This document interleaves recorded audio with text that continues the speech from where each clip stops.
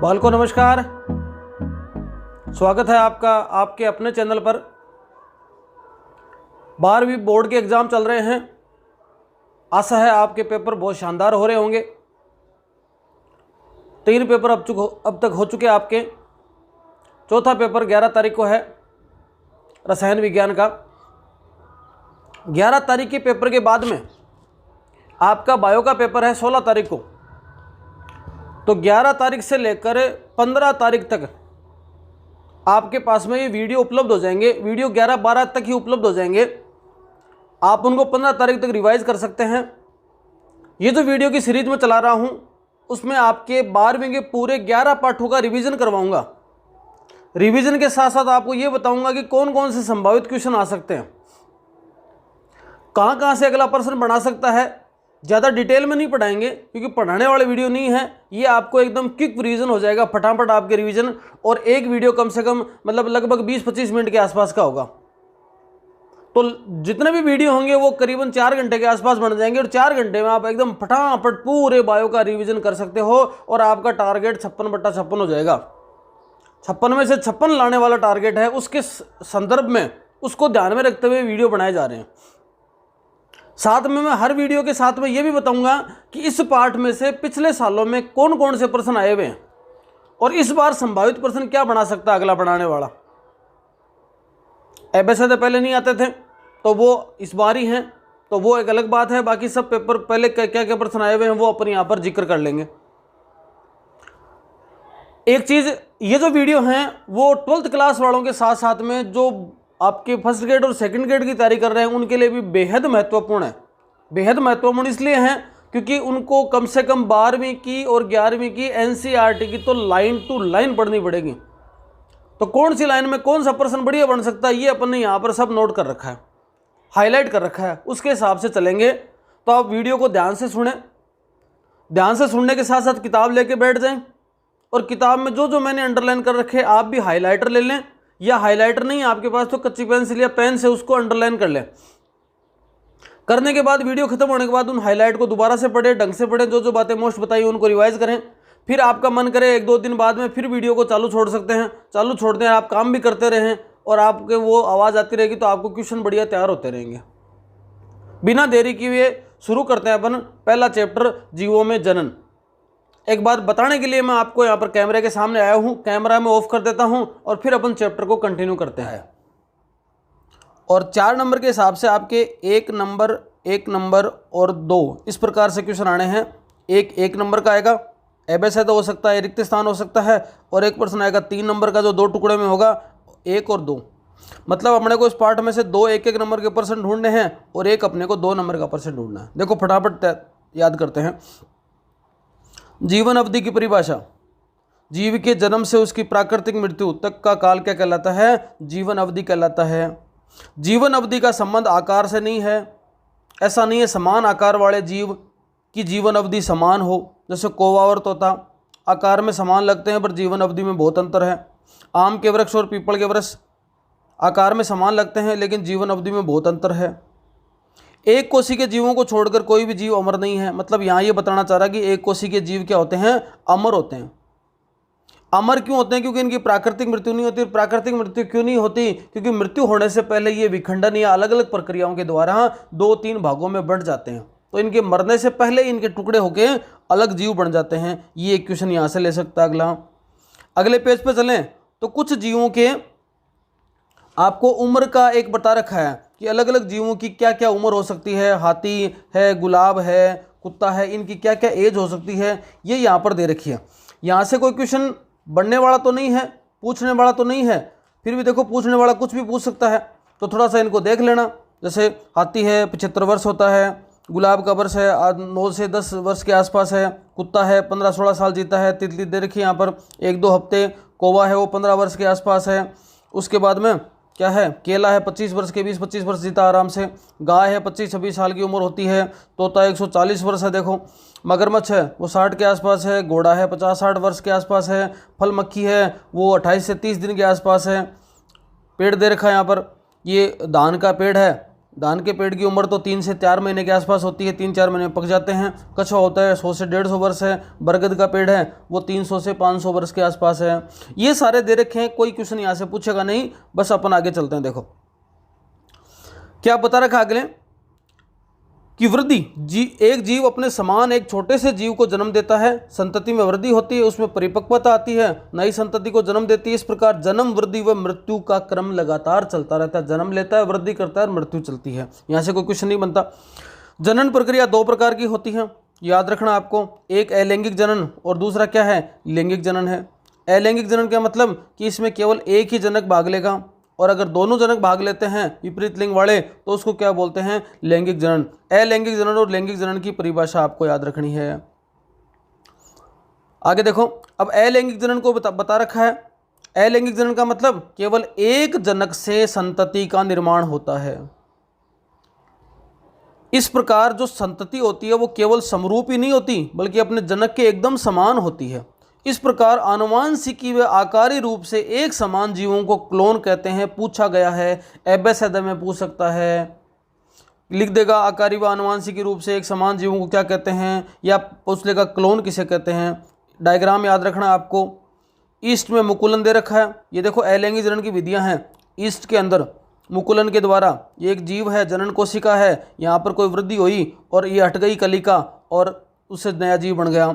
इसी प्रकार से ये वाला देखो अमीबा में, अमीबा है उसमें प्रक्रिया चली, कुछ समय बाद में जीव में सिकुड़न हुई बीच में और आपके 2 जीव बन गए, एक अमीबा से 2 बन गए। तो ये जनक है और ये संतति बन गई 2। एक में याद रखना, यहाँ पर रट लेना, ईस्ट में मुकुलन, अमीबा में द्विखंडन। ईस्ट में मुकुलन, अमीबा में द्विखंडन। पहले पार्ट को विस्तृत रूप से मेरा पहले भी पढ़ाया हुआ है, तो पहला पार्ट और विस्तृत रूप से पढ़ाया हुआ है, आप आई बटन में देख लीजिए। और आपको अगर देखना है तो उस पहले पार्ट को दोबारा से पूरा देख सकते हैं आप, वरना रिवीजन चल रहा है। आगे देखो, बहुत सी एकल कोशिका जीव द्विविखंडन से उत्पन्न होती है, जिनमें एक कोशिका 2 भागों में विभक्त हो जाती है। और एग्जाम्पल क्या है इसका, अमीबा भी देख लिया अपन ने। इस प्रकार से ये देखो 4-5 डायग्राम और बता रखे हैं।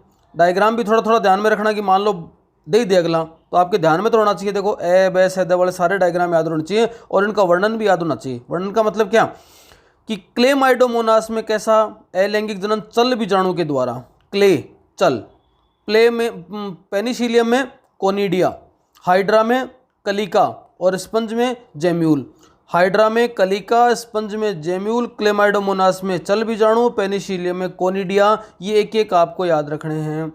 अब देखो यहाँ पर क्या दे रखा है कि ईस्ट के अंदर छोटी कलिकाएं उत्पन्न होती हैं और कुछ समय बाद में अलग हो जाती हैं। अब अमीबा विषम परिस्थिति में भी कुछ अलग प्रकार से जनन करता है। कैसे करता है कि विषम परिस्थिति में क्या करता है, अमीबा अपने पैरों को सिकोड़ लेता है और सिकोड़ कर अपने ऊपर एक 30 स्तरीय आवरण बना लेता है, उसको पुट्टी बोलते हैं। इस प्रक्रिया को पुट्टी भवन बोलते हैं। जैसे अनुकूल परिस्थितियां आती हैं उनमें बहुविखंडन होता है। देखो ऊपर आपने क्या देखा कि अमीबा में द्विखंडन हो रहा है। मैं पीछे ले चलता हूं आपको। यहाँ पर आपने क्या देखा, यहाँ पर आपने देखा, देखो ये अमीबा है और अमीबा के अंदर द्विखंडन हुआ। ये कब है, जब उसकी अनुकूल परिस्थितियां हैं। अगर अमीबा में विपरीत परिस्थितियां ना, पूछ ले अमीबा विपरीत परिस्थितियों में जनन करता है बहुविखंडन के द्वारा या बीजाणु जनन के द्वारा। देखो इसमें क्या कर लेगा, फिर पुट्टी भवन की प्रक्रिया हो गई, पुट्टी बना ली और जैसे मौसम उसके अनुकूल आया बहुविखंडन द्वारा विभाजित होता है और ये जो स्यूडोपोर उत्पन्न करता है और इस स्यूडोपोर से फिर आके बहुत सारे अमीबा विकसित होता है। इस प्रक्रिया को बीजाणु जनन कहते हैं। तो बीजाणु जनन के द्वारा बनाता है, कब, विपरीत परिस्थितियों में, प्रतिकूल परिस्थितियों में और अनुकूल परिस्थितियों में द्विविखंडन। और बीजाणु जनन का ही नाम है आपका ये बहुखंडन भी हो गया। तो बहुखंडन भी हो गया और द्विखंडन भी हो गया। इस प्रकार की प्रक्रिया हो गई। आगे चलो देखो, कुछ कायिक जनन की प्रक्रिया भी होती है अलैंगिक जनन में। जैसे दे रखा है यहाँ पर कायिक प्रवर्धन। आलू को आपने देखा होगा, आलू के आँख से निकलती है, उनके द्वारा जनन की प्रक्रिया होती है। अदरक होता है, उसमें प्रकंद होता है। अगेव के अंदर बुलबिल होता है। ब्रायोफाइलम के अंदर पर्णकलिकाएं होती हैं और आपके जलकुंभी में, जल हाइसिंथ में क्या है, आपके भूस्तारिका होती है। इनको मैंने विस्तृत रूप से बता रखा है, बस आपको याद करना है। ये इनमें कोई सा भी क्वेश्चन पूछा जा सकता है, एबे सदा वाले में बढ़िया क्वेश्चन बन सकता है। फंजाई जगत के जो सदस्य हैं वो भी साधारण पादप से शैवाल, विशेषकर अलैंगिक जननीय संरचनाओं द्वारा ही जनन करते हैं। अलैंगिक जनन बीजाणु जूस्पोर, अभी देर का नाम देखो, कोनिडिया के द्वारा किस में होता है, पेनिसिलियम में, कलिका के द्वारा हाइड्रा में, और जेम्यूल के द्वारा स्पंज में। ये सारी बातें इंपॉर्टेंट है। कायिक जनन भी एक प्रकार का अलैंगिक जनन ही होता है। क्यों, अगर ऐसा प्रश्न पूछ ले तो इसका मतलब आंसर आप ये दोगे कि अलैंगिक जनन में भी एक जनक ही भाग लेता है, जबकि कायिक जनन में भी एक ही जनक भाग लेता है, उसके द्वारा संतति का निर्माण हो जाता है। आगे देखो, कुछ उदाहरण दे रखे हैं। अब जो कायिक प्रवर्धन करते हैं उनमें ऊपरी भूस्तारी के द्वारा, प्रकंद के द्वारा, है ना, भूस्तारी के द्वारा, है ना, बल्ब के द्वारा आपके कायिक प्रवर्धन होता है। और इन कायिक प्रवर्धन में आपको ये यहाँ पर ये बातें याद रखनी। देखो, आलू की आंख, अदरक का प्रकंद, अगेव का बुलबिल, ब्रायोफाइलम में पर्णकलिका और जल हाइसिंथ की भूस्तारिका। एक बार मेरे पहले वाला वीडियो देख लीजिए आप, बहुत शानदार तरीके से आपके समझ में आ जाएगा। हाइड्रा में एक प्रक्रिया और चलती है जिसको बोलते हैं पुनरुद्भवन। कोई अंग भंग टूट जाता है, दोबारा से वृद्धि कर लेता है। जलकुंभी का आपने नाम सुना है, इसने क्या कर दिया था, बंगाल में आतंक मचा दिया था, क्योंकि सर्वाधिक वृद्धि करने वाला खरपतवार है, ऑक्सीजन खींच लेता है, जिससे वहाँ की और जो जीव जंतु हैं पानी के वो खत्म हो जाते हैं। कई बार आपने आलू, गन्ना, केला, अदरक, डहेलिया जैसे पादपों की खेती भी की होगी। इनमें किस प्रकार से उत्पन्न होती हैं चीज़ें, कैसे जनन करते हैं वो बताना है आपको। आलू के अंदर कंद पर कलिका, केले तथा अदरक के अंदर, देखो अदरक तो ऊपर आ गया नाम, लेकिन यहाँ पर याद रखना है केले तथा अदरक में क्या है, परकंद याद रखना है। केले तथा अदरक में क्या याद रखना है, परकंद याद रखना है, और आलू के अंदर कंद याद रखना है। उसके बाद में देखो, गन्ने के अंदर क्या है, पर्व संधियाँ उत्पन्न हो जाती हैं, और ये पर्व संधियाँ जैसे किसी नमी के या जल के संपर्क में आती हैं, तो जल के संपर्क में आने से ये क्या कर लेती हैं, जनन की प्रक्रिया कर लेती हैं। ब्रायोफाइलम के अंदर क्या है, जनन के लिए कलिकाएं पाई जाती हैं, पत्र कलिकाएं पाई जाती हैं, जिसको पत्रचट्टा बोलते हैं, मतलब पत्ती के द्वारा जनन करता है। आगे देखो, अब इन अलैंगिक जनन में आप 2 मिनट के लिए मेरी बातें ध्यान से सुन लो।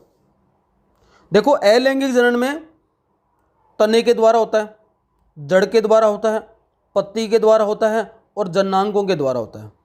जननांगों के द्वारा एक ही याद रखना है, बुलबिल में, बुलबिल द्वारा होता है अगेव में। पादप का नाम है अगेव, और प्रकार क्या बोलते हैं उसको, बुलबिल के द्वारा। संरचना जो बनती है उसको बुलबिल बोलते हैं। पत्ती के द्वारा अपस्थानिक कलिकाओं के द्वारा होता है, एडवेंशियस रूट के द्वारा होता है, किस में होता है, पत्थरचट्टा में होता है। जड़ के द्वारा आपके शीशम है, नीम है, चमेली है, डहेलिया, डहेलिया नाम आया ना अभी आपके, ये डहेलिया में जड़ के द्वारा कायिक प्रवर्धन होता है। अब जो बाकी बच गए ना, जो दे रखे हैं, वो तनों के द्वारा। अब तनों के अंदर प्रकंद में आपको अदरक, हल्दी, केला ये याद रखना है। कंद में आपको याद रखना है आलू। सल्क कंद में आपको याद रखना है लहसुन, प्याज, ये हो गया।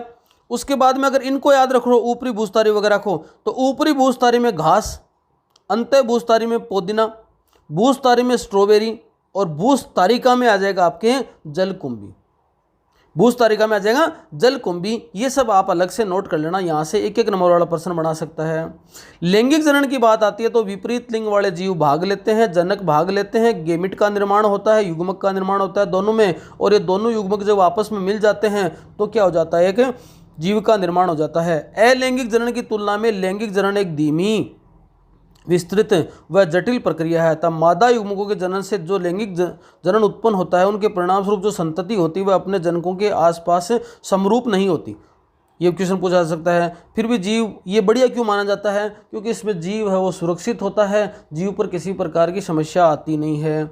आगे देखो, सभी जीव अपने जीवन की वृद्धि एक निश्चित अवस्था, परिपक्वता तक पहुँचते हैं वृद्धि करते हुए, लैंगिक जनन से कर सकते हैं। वृद्धि का ये जो काल कहलाता है किशोर अवस्था कहलाता है, और पादपों में किशोर अवस्था को कायिक प्रावस्था कहा जाता है। इस किशोर अवस्था, कायिक प्रावस्था के पूर्ण होने के बाद ही क्या शुरू होता है, जनन प्रावस्था शुरू होती है। गेहूं, धान, नारियल, आम आदि पेड़ों पर पुष्प लगते हैं, कितना समय लगता है, कोई क्वेश्चन नहीं बनता यहाँ से। कुछ पादप ऐसे भी होते हैं जिनमें वर्ष भर पुष्पीकरण होता है, और कुछ ऐसे होते हैं जिनमें पुष्प किसी मौसम के आधार पर होता है। पादप वार्षिक या द्विवार्षिक किस्मों के होते हैं। 2 उदाहरण याद रखना, एक बांस का बता रखा है यहाँ पर, जो पूरे जीवन काल में सामान्यतः 50 से 100 वर्षों के बाद केवल एक बार पुष्प पैदा करते हैं। और स्ट्रोबिलेंथस कुंजियाना, नीला कुरंजी नाम का पादप 12 सालों में एक बार पुष्प उत्पन्न करता है। इसने पहला किया था सितंबर-अक्टूबर 2006 के अंदर। सितंबर अक्टूबर 2006 के अंदर इसने किया था। और केरल, कर्नाटक और तमिलनाडु, केरल, कर्नाटक और तमिलनाडु के अंदर इस प्रकार के पुष्पन की क्रिया इनमें देखने को मिली थी। आगे चलते हैं। पक्षी जो हैं क्या वर्ष भर अंडे देते हैं या किसी विशेष समय में होते हैं? तो मौसम के अनुसार भी जो अंडे दिए जाते हैं। मेंढक छिपकली में प्रक्रिया कैसे होती है, ये सब आपको यहाँ पर क्वेश्चन अगला पूछा जा सकता है। पक्षी है वो विशेष मौसम में अंडे देते हैं, ये वाली सब बातें आती हैं। तो इनमें क्या होता है कि जो जनन प्रावस्था होती है उनमें विशेष प्रकार के 2 चक्र पाए जाते हैं। एक चक्र का नाम है मध्य चक्र और ऋतुस्राव चक्र। देखो, मध्य चक्र और रज चक्र में अंतर क्या हो सकता है, प्रश्न बढ़िया बन सकता है इस बार। मध्य चक्र किन में पाया जाएगा? नॉन प्राइमेट में पाया जाएगा। और रज चक्र किन में पाया जाएगा? प्राइमेट में पाया जाएगा। प्राइमेट में जो मतलब उच्चतर स्तनधारी है ना वो आते हैं, जैसे बंदर है, मनुष्य है, ये आते हैं किसमें? प्राइमेट में। और बाकी जो है ना नॉन प्राइमेट में आते हैं, जैसे गाय, भेड़, चूहा, हिरण, कुत्ता, चित्ता, ये सब किस में आते हैं? इधर गाय, भेड़, ये सब किस में आते हैं? नॉन प्राइवेट में आते हैं। और बंदर है, एप्स है, मनुष्य, ये प्राइमेट्स में आते हैं। तो ये वाली चीज़ हो गई। अब इनमें जो चक्कर चलते हैं उन चक्करों की भी 2 प्रक्रियाएं होती हैं। एक चक्कर होता है मौसमी प्रजनक होते हैं, एक होते हैं सतत प्रजनक। मौसमी प्रजनक जैसे मेंढक है, छिपकली है, हिरण है। मेंढक, छिपकली, हिरण किसी मौसम के अनुसार जनन करते हैं, जबकि बाकी जीव हैं वो पूरे वर्ष भर जनन कर सकते हैं, जैसे दुधारू पशु है और मानव है। इनमें पूरे वर्ष भर जनन की प्रक्रिया चलती रहती है। अब लैंगिक जनन की कुछ घटनाएं होती हैं, यहाँ से प्रश्न बढ़िया बन सकता है। लैंगिक जनन की घटनाओं को 3 भागों में बांटा जा सकता है, निषेचन पूर्व, निषेचन और निषेचन पश्चात। नाम भी याद रखना है। निषेचन पूर्व घटनाएं कौन सी है, नाम लिखिए। आपको 2 नाम लिखने हैं, युग्मक जनन और युग्मक स्थानांतरण। युग्मक जनन में क्या होता है? दोनों जनकों के जीवों में युग्मकों का निर्माण होता है, अर्धसूत्री विभाजन से अगुणित कोशिकाएं बनती हैं। ये युग्मक होते हैं वो अलग अलग प्रकार के हो सकते हैं। ये समयुग्मक भी हो सकते हैं और क्या हो सकते हैं? विषम युग्मक भी हो सकते हैं। आकार के आधार पर समान युग्मकों को कहते हैं समयुग्मक। उदाहरण देखो ये दे रखा है, किसमें? क्लेडोफोरा नामक शैवाल में समयुग्मक है ये, और फ्यूकस नामक शैवाल के अंदर ये विषम युग्मक है। ये तो देखो नर है, एक ये मादा है। मादा कितना बड़ा है और नर छोटा सा ही है, ये वाली बात हो गई। और तीसरा है मानव के अंदर विषम युग्मक। विषम के साथ साथ में चल भी होते हैं। यहाँ पर जो अंडा है वो अचल है, जबकि शुक्राणु है वो चल के पहुँचते हैं। तो युग्मक हैं वो आकारिकी के आधार पर सम और विषम प्रकार के हो सकते हैं, समान और असमान प्रकार के हो सकते हैं। जीवों में जो लैंगिकता पढ़ते हैं उनके लिए कई प्रकार के शब्द दे रखे हैं यहाँ पर देखो। पहला याद रखना है एकलिंगी तथा द्विलिंगी। एकलिंगी का मतलब नर और मादा में अलग अलग लिंग, अपन सब एक लिंगी हैं, नर अलग होता है और मादा अलग होती है। जबकि द्विलिंगी का मतलब एक ही जीव में नर व मादा दोनों जन्नांग। पादप के संदर्भ में बात कर लें। अगर जंतु के संदर्भ में बात करें तो एक ही लिंगी के प्राणी में, एक ही प्राणी में एक लिंग, अधिकतर प्राणी होते ही हैं एक लिंगी। किताब में एग्जाम्पल दे रखा है कॉकरोच। और द्विलिंगी प्राणी में याद रखना। अब द्विलिंगी जंतु के उदाहरण आपको याद रखने हैं, क्या क्या हैं? स्पंज, टेपवर्म, जोंक, केंचुआ, जिनमें क्या है एक ही प्राणी के अंदर नर और मादा दोनों पाए जाते हैं। उनको क्या बोलते हैं? आपके द्विलिंगी प्राणी कहा जाता है। देखो यहाँ पर दे रखे हैं नाम, कहीं दे रखे हैं स्पंज, टेपवर्म, जोंक है ना, और केंचुआ भी है। केंचुआ ये क्या है? द्विलिंगी प्राणी है। केंचुआ तो याद रह जाएगा पर ये याद नहीं रहेंगे। तो केंचुआ, स्पंज, टेपवर्म और जोंक चारों ऐसे प्राणी हैं जिनमें एक में क्या पाए जाते हैं? नर मादा दोनों पाए जाते हैं। और एकलिंगी प्राणी के रूप में याद रख लेना किसका उदाहरण? आपको कॉकरोच, बाकी अधिकतम एकलिंगी होते हैं। अब एक शब्द और याद रखना, एक लिंगाश्रयी और उभयलिंगाश्रयी। एक लिंगाश्रयी का मतलब जिसने एक ही लिंग को आश्रय दे रखा है, मतलब एक लिंगी हो गया वो। और उभयलिंगाश्रयी जिसने दोनों लिंगों को आश्रय दे रखा है। तो ऐसे पादप जिनमें एक ही लिंग को शरण दे रखी है, जैसे मार्केंसिया, पपीता, खजूर, ये उदाहरण किसके हैं? जैसे पपीता दे रखा है, ये पपीता दे रखा है, और ये खजूर उदाहरण दे रखा है। 2 तो एक लिंगाश्रय के ये याद रह जाएंगे, लेकिन एक देखो नीचे ये उदाहरण भी दे रखा है, ये दे रखा है, देखो नीचे दे रखा है, क्या है आपके? एक लिंगाश्रय पादप मार्केंसिया। तो मार्केंसिया और इधर इस लाइन से पढ़े अपन तो क्या पढ़ेंगे? पपीता और खजूर। तो पपीता, खजूर और मार्केंसिया कैसे हैं? एक लिंगाश्रयी पादप हैं जिन्होंने केवल एक लिंग को शरण दे रखी है। और कुछ हैं उभय लिंगाश्रयी पादप जिनमें दोनों लिंग को शरण दे रखी है। उदाहरण के रूप में यहां पर दे रखा है कुकुरबिटा, नारियल, जबकि अधिकतम यही होते हैं।